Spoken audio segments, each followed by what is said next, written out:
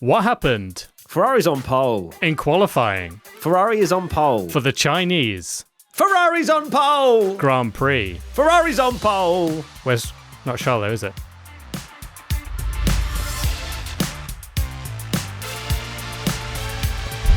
So let's get into Q1, shall we? Get straight into it. Doohan, Gasly, Ocon, Hulkenberg and Lawson were the bottom five. Of course, the big talking point has to be Liam Lawson. 20th on the grid. And it is... You cannot say it's anything other than a disaster of a start in that Red Bull seat. They did not hire Liam Lawson to be that far off Max Verstappen. I know they didn't hire him to beat him or match him, but they didn't hire him to finish last in qualifying. 32.729 and Verstappen did a 31.916. So 8/10 clear was Max in Q1. I'm running out of words, Tommy. I really am. In race 2. It's all well and good building something, going to a new team and building and learning. But you cannot be qualifying last. That's too much of a headline to ignore, I think, if you're Red Bull. It is. It's the headline fact that he is dead last, not the fact that if it had been 12th, 13th, maybe even 14th, yeah, it would have been a bit like, oh, Lawson's really struggling, but it wouldn't be this absolute kind of, this is so bad. And you think it couldn't have got any worse after what happened in Melbourne for him. Goes into the very next kind of session, and here we are. He is dead last on the grid while his teammate is on the front row. Absolute disaster for him. First question, P1 Patreon member Giovanni Sagrande. Do you think it's too early to pass judgment on Lawson in that Red Bull seat? Look, I think there is an argument for drivers that are getting up to speed in a new team. But the problem is, one driver is second, the other driver is 20th. That is too big of a gap for anyone to ignore. Perez didn't do that. Perez had bad qualifying. Perez was knocked out in Q1. I don't ever remember him qualifying plumb last. Yes, we have problems with that Red Bull seat. Clearly, it's evident. It is, I would say, categorical proof now that there's something wrong with that second Red Bull seat. But I don't think it is too early to pass judgment. Lawson himself said before the season it's his job to adapt to the car, and he hasn't been able to do that yet.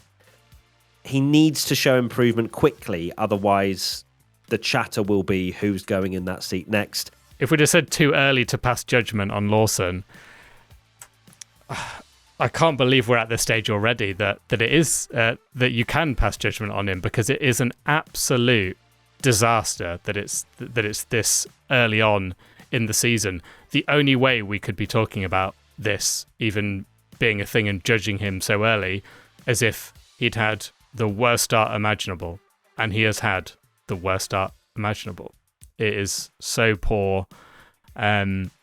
Clearly that decision to bring him in, I don't think you can even jump on he's too inexperienced, because look what Perez was doing. I know he wasn't qualifying dead last, but it's just an absolute disaster for them, and they need to find someone that can just be in that car and do a solid job. Now, I'm not saying, round 3, Red Bull are going to make any drastic decisions, but we get to the halfway If he qualifies stage. last again by in the next race or even the next session, genuinely could be 5 races. Tommy said that, not me. Tommy said that, not me. It's not out the question, though, is it? If he keeps qualifying last, I don't think it will happen personally, but they are cutthroat. They got Max in after 5 races in here. They weren't cutthroat with Perez, but Perez brought a lot outside of obviously racing as well, that perhaps Lawson does not have the benefit of being able to sort of fall back on. And as well, let's just kind of throw in Yuki Tsunoda here, and the fact that, of course, Tsunoda once again doing a decent job, qualified P8. Yeah, his CV is looking great right now, but does he want it? Does he really want to just jump into that car and maybe have the same struggles as Lawson, because that would just be insane, wouldn't it? If Tsunoda gets the call up, he's got 5 races to prove himself. Lawson goes back to the RB, and then Tsunoda has the exact same struggles, knocked out in maybe Q2. And I guess for Yuki's sake, if this was something in the future that would happen, for Yuki's sake, he could do it without really losing too much, because it is clearly a well-known issue now that Red Bull have a problem with that second car and just how it's built. Moving on, of course, another driver that's had a pretty shocking performance was Hülkenberg, 19th on the grid, outqualified by Gabriel Bortoleto up in 14th in the Sauber. Hülkenberg's got to step it up. He's got to, because this is not what we expect from him. And up against a rookie as well. Hulk may think going into 2026, Audi, I'm going to be the lead driver. Not if he has a chill in 2025 and it's like, I'm driving a dustbin. It's fine. Don't worry about it. Won't try that hard or whatever might happen. It's bizarre to see him so far down when he is seen as a bit of a qualifying specialist. We saw so many great performances from him. So down in 19th for him, as I say, outqualified by his rookie teammate. Ocon also outqualified by his rookie teammate Ollie Behrman. And Gasly outqualified by Doohan.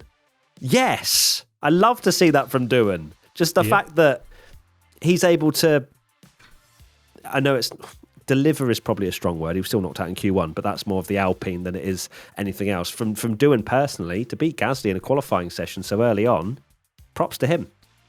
Big props to Doohan under that amount of pressure. You know, we talk about Lawson and potentially being dropped in 5 races or whatever, and that was the whole story around Jack Doohan, that he's got 5 races to prove himself. It's going to be almost impossible for him, pretty much impossible for him. And so far, did a great job in Melbourne qualifying. Of course, kind of fell foul in the race, but so did many others. And then has outqualified Gasly in this session. Gutted for Alpine that I think if you gave Jack Doohan a choice of points and behind Gasly or kind of beating Gasly but you're 16th, it'd take the points. But it's a big confidence booster. Alpine way down the order is a big surprise based on how we thought they were going to do this year. But a great job from Doohan, and you've got to say he is kind of resisting all that pressure, because he could have so easily spiraled and kind of flopped based on all this. Off to Q2 we go. Alonso, Behrman, Sainz, Bortoleto and Hadjar are the bottom 5 in this session. And we're going to just dive straight into a question that I'm going to enjoy Tommy's answer to. P1 Patreon member, you will not have the drink. Is Alonso on the decline? Beaten by Stroll in this qualifying session, Tommy. Of course, Stroll, the number 1 driver when it comes to championship points. It's you can't dispute it for this year. How do you respond, obviously being a Fernando Alonso stan, about him being on the decline? Yeah, Alonso, you can't say he's on decline based on being half a tenth behind his teammate and in a spinning session off from ridiculous gravel that was on the track that shouldn't have been there. Exactly, and he was plenty ahead of Stroll in the race going into an Australia. This is a bit of an over-exaggeration to kind of be saying he's finished already, when look, he was. I think the most disappointing thing is the fact that he was running so quick. I think it was Q1 when he went second at one point, and we're going, oh my word, has Adrian Newey just turned this into a rocket ship in literally one race? This is insane. And Aston do look all right, but he's not that far off his teammate. It's not complete disaster in my opinion. Of course, I would say that, but I don't think. Yeah, you're coping a little bit there, bro. Coping a little bit. I don't think it's this. Oh my word! Because look, it's literally the second race. Yeah, Stroll beat him in Q2 by 0.07 of a second, so we can't quite say there's that half. And Stroll's doing a good job as well. You need to give some credit to Stroll as well. It's not just he did have a good race in Australia. Exist at the same time. Exactly. Alonso being washed and also Stroll doing well. No, not that one. Next question at Joaquin. Is Ollie Behrman the GOAT? Oh, we love it. Oliver Behrman, a great performance in qualifying, P12, and this is more the performance I expected from him.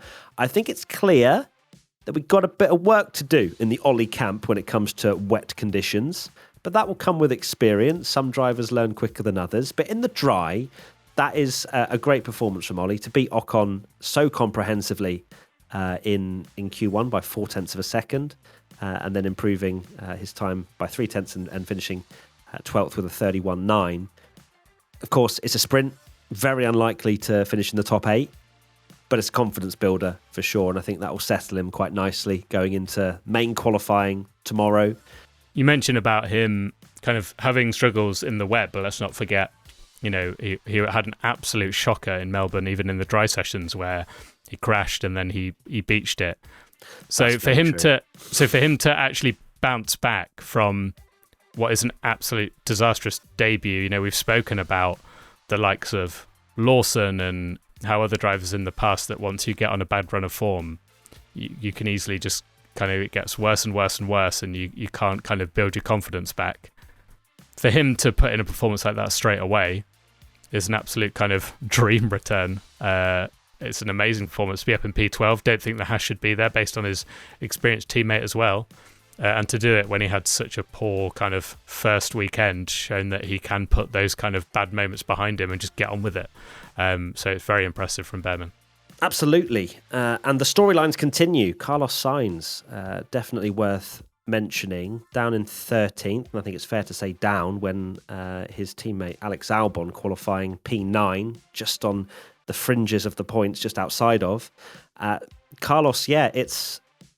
To say I'm surprised would be an understatement, to see where he's put that car. And more so in comparison to Alex Albon. I think both of us came into this season expecting quite confidently for Carlos Sainz to enter the team and do very, very well. But Albon has stepped up to the plate and done a fantastic job so far. Very quickly hushing the critics, us being two of them, of perhaps where his performances have been over the last few seasons. But now we've got a comparable teammate. There is no... You can't really deny that Albon's doing a great job. There's nothing you can say against him at this point. Yeah, he really is. We both kind of... I think I gave it a 9 out of 10 and you an 8 out of 10 of Carlos Sainz beating Albon this year. But Albon's done an amazing job so far. I have literally just seen... 30 seconds ago, a quote from Carlos Sainz that said his seat came out of place during the session, which probably doesn't help matters, but that's not to take away what Albon has done, because, maybe Carlos Sainz has had a problem. They were very close, or incredibly close in Q1, but that being said, that doesn't take anything away from Alex Albon doing a fantastic job. Let's go to Q3, where the top 10 were Hamilton, Verstappen, Piastri, Leclerc, Russell, Norris, Antonelli, Tsunoda, Albon and Stroll.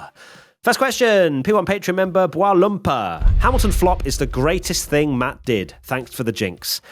So if you didn't tune in to our predictions podcast that we put out every Wednesday, I predicted as my big flop Lewis Hamilton. Now, it wasn't necessarily to Lewis as a driver. It was more just the fact that I didn't believe in a particularly strong performance from Ferrari in the next race. But then as soon as I did that, I think I saw a quote of Fred saying something along the lines of that Ferrari are going to haven't shown their true form and this, that and the other. And I'm like, oh my God, championship back on. What have I done? And you fast forward to today and Hamilton is on sprint pole in the Ferrari. Yeah, you're welcome. That's what I'm going to say to all Team LH fans out there. What a job from Lewis Hamilton, of course. He got pole for McLaren in his debut year with McLaren. He got pole in his debut year at Mercedes at the Chinese Grand Prix as well. And he has done it with a sprint pole again. He loves the Chinese Grand Prix. And yeah, done an amazing job to put it P1. And I just did not see it happening. Even when in the kind of early parts of qualifying, he looked like he was delivering a good performance. It really did feel like McLaren was still going to maybe even walk it after what happened in Q2. But no, Hamilton pulled it out the bag.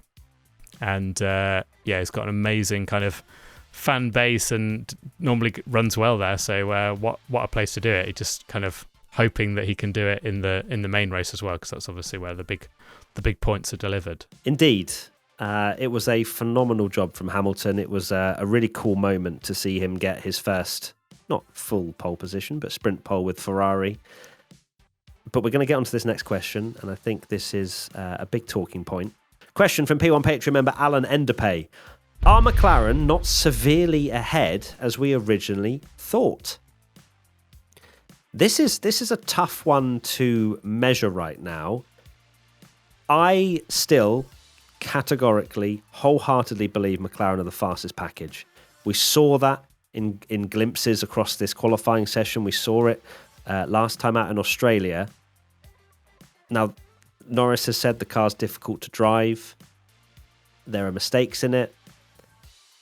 I think also we're also seeing the exact evidence of it's not easy to dominate in the fastest car, because you have to turn up week in, week out, which is what Max Verstappen has done so brilliantly over the last few years. It almost seems a given to fans around the world that if you have the fastest car, you should be winning and topping every single session. I think George Russell became Max's biggest fan recently, saying that Max, always turned up in the fastest car and delivered in every Q3 and etc., etc.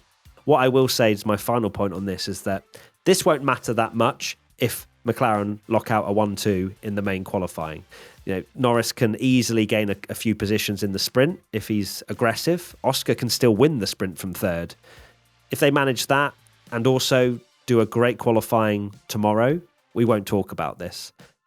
Yeah, I think McLaren should have got pole, absolutely. You look at SQ2, and Lando was fastest. He did a 31.1, and it was actually a couple of tenths slower in SQ3, which isn't normally the way, where Lewis Hamilton found half a second, for example. Max found over half a second, 7/10 going into, there was time to be had in that final kind of run. And you've got to think, with the pace that Lando showed, and Piastri as well, that McLaren should have got pole position and a front row lockout, but they didn't. And it's worrying for McLaren. They are fortunate, like you say, that it's the session that doesn't matter as much, because if we are to believe there's a championship fight on them with, let's say, Max based on the first race, even though it is a stretch, it's only going to be like a couple of points when you finish a few places down, but in a main race, that's a big chunk of points. So it's kind of good for them that it's happened now. But after Norris's brilliant drive in Australia, where quite rightly we were praising him, despite what some haters were saying, that he drove an amazing job, and did an amazing job in that race, and kind of thought, okay, it's thrown everything at him. He had a lot of pressure going into the season as the championship favourite, and we go into kind of the second qualifying, albeit sprint qualifying of the year, and he's made a mistake that's kind of put him down the order. It's how he bounces back from that and make sure it doesn't kind of become a trend like it maybe did at some points last year.